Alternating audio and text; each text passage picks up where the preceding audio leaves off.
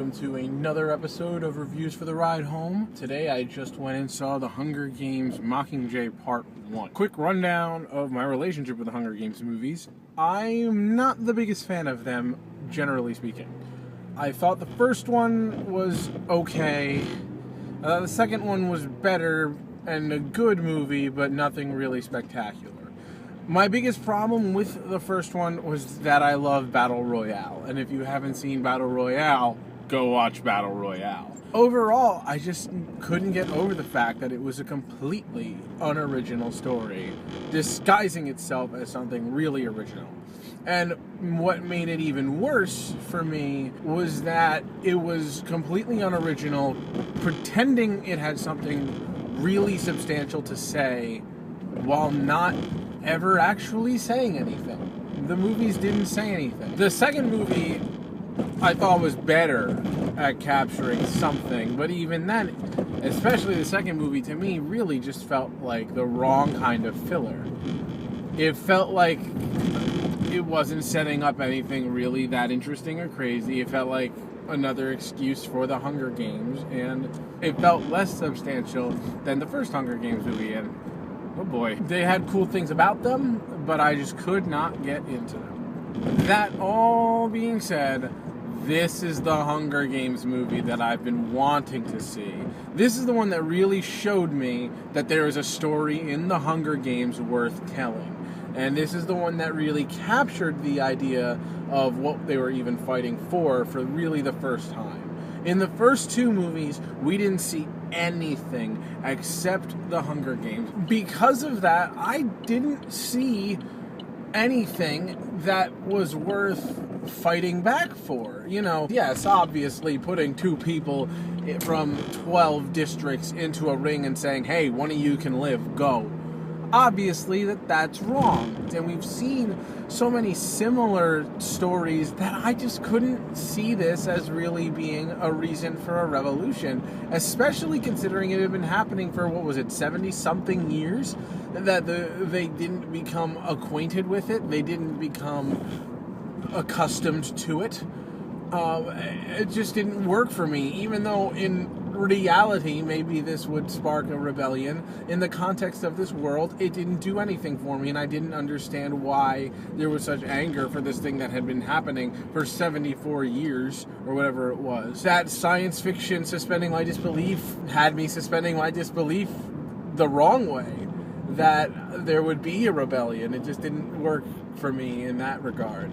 This is the first time I really felt the setup for why there's a rebellion to begin with. This is the first time that we saw the atrocities of this government, and the first time we ever saw really how far they were willing to go to control.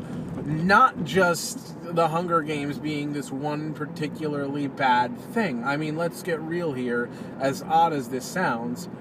If there was a government situation like this, and we were living in sort of a veiled sense of safety, and every year it was a matter of two people being sacrificed, and that was really the only issue, would we really see a rebellion? Probably not, especially if it's 12 districts of pretty uneducated people. But this is the first time that I understand where the rebellion is coming from and why it's going where it's going. And because of that, it made it so much better to follow. I understood why Katniss was so important. I felt the trouble. I felt the fear that everyone in this district was facing. I felt the sadness of districts being wiped out as they were shown to have been in the past. So I really have to give it respect for that, for finally doing something. Now, does that mean it's a great movie?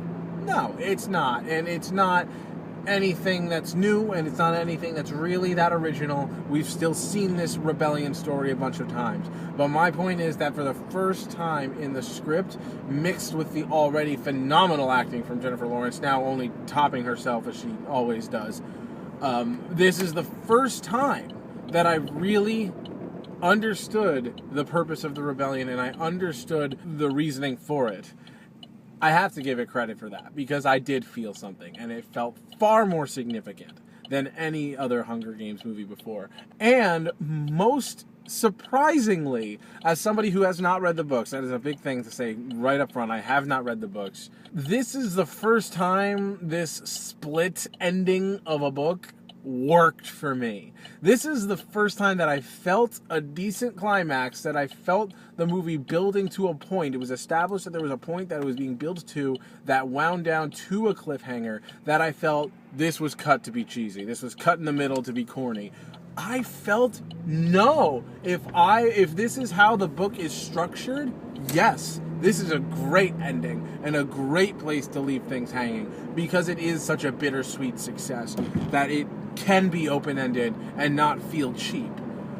That's awesome. I really have to give props for that, because this is something that a lot of people disagree with, and this is the first time I felt, no, actually, you know what? This makes a lot of sense.